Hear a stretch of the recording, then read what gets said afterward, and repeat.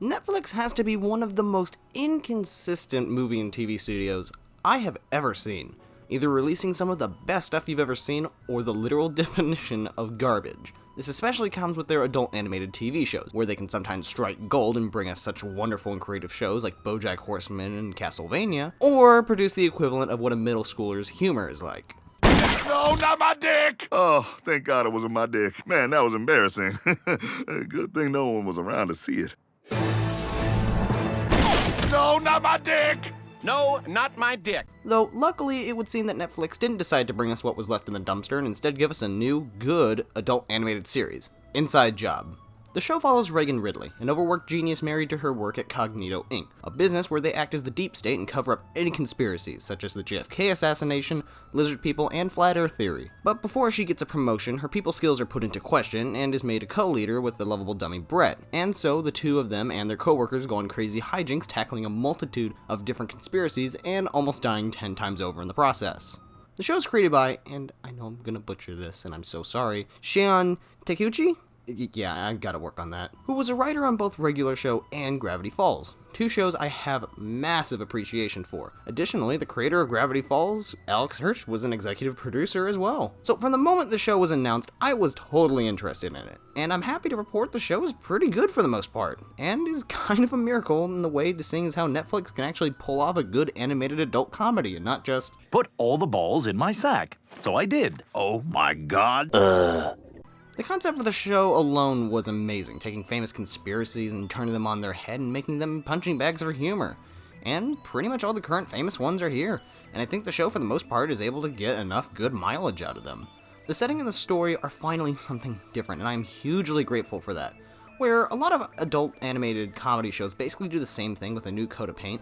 Like, each of them are just a sitcom following characters with pretty mundane lives and boring jobs, but then some crazy stuff happens leading to wacky antics. And usually the shows that impress everyone are the ones that actually embrace the craziness by actually having its characters and setting live in a world that is actually set up for that.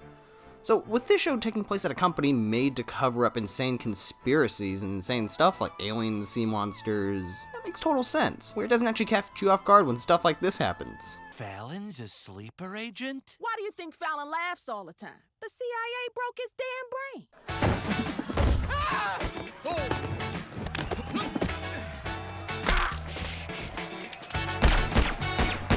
Now, the animation is probably the show's most obvious weakness, where it looks like another Rick and Morty clone, with its art style at times looking like it was taken straight out of that show, where even some of the characters wouldn't look too out of place in there either. However, it is far more expressive and animated than a lot of those other clones, where the environments are nicely detailed, backgrounds have a lot to look at, with some subtle jokes and fun-looking characters and memes. And even the characters make more body and facial expressions than just a couple of canned movements. I mean, Jesus, at least they're taking the art style from a show that has a good art style, and not just the basic stilted animation of Family Guy and its clones. Also, thank the Lord the characters actually look like people and not monstrosities you'd find wandering around the Chernobyl exclusion zone. I mean, the character who's purposely ugly doesn't look as bad as some of these things. What's wrong with your face? Speaking of characters, they're pretty good for the most part. First off, Reagan is one of the best main characters in an adult animated comedy I've seen in a while, where most shows basically have an obnoxious, mean, and sometimes downright sadistic main character who's an absolute asshole to everyone around them. Reagan is not like that. She's just an overworked person trying her best to get a promotion at her job while attempting to make better relationships with the people around her, instead of treating them as coworkers, but as friends. Not to mention, she does this while her father lives with her, who has emotionally manipulated her throughout her life. This also shows how she makes herself proper for those above her, trying to impress them and to please them. But along the way, she learns to just be more like herself and knowing that her work has truly paid off. Brett was the character I was most worried about, since at first he came off as that annoying, clueless type of character that doesn't have much to them. Luckily, he's not like that, and is actually a little three-dimensional, where we see a bit of his pretty depressing childhood and how some of his previous and supposed friends treated him. I remember my days at Yale. I was the most popular guy in my frat. They hazed me every year. Sounds like they hated you? Ha ha ha! Nice haze burn, Andre. You must really like me. And this is woven in especially well in the episode The Breakfast Club, where we see some of his childhood and the reason for loving the 80s. Also, the reason why he was picked to join Cognito Inc. is hysterical, to say the least. Please, Reagan, I can't handle this on my own. You were right. The real reason they hired me is that my face is so generic it cannot be traced by satellites. I'm a nobody, just like my dad always said. The rest of the side characters were alright, with everyone playing their part and acting as their proper stereotype, with a little bit more to them. Glenn is the basic, overly patriotic general who's divorced, but is now a hybrid of human and dolphin DNA, which gives more of a reason and uniqueness to the stuff he does. Mike is the weird alien of the group, who's mostly sarcastic and dickish to everyone around him. But I would put his design and voice acting as highlights, since he can't regularly emote like all the others, so his voice acting has to be great and his performance had to have gotten a lot of laughs out of me. JR is the shadowy boss who's kind of a prick sometimes and is totally evil with his intentions, while gaining more power. But he's still fun and has a smiley aura around him. Though I could not stop thinking about the fact that he both looks and sounds like Stephen Colbert. Was that Youngkin had the one quality that Virginia voters wanted most, not being Terry McAuliffe. Password. Oh, hell, it's something in Latin, I think. Draconius, plurbus, I don't know. Look, here's how much money's in my bank account. Welcome.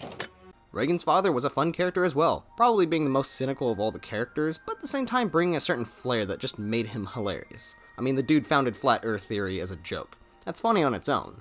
Though I did find the characters of Gigi and Andre as the weakest ones in the group, since both of them were just stereotypes, with Gigi being the one totally into social media and phones and stuff, with not much to it except that, though her being the head of the department meant to distract from crazy things with TV and subliminal messaging gave her some pretty funny moments, to say the least. Who do you think invented the Minions? Look what happens when you slow it down.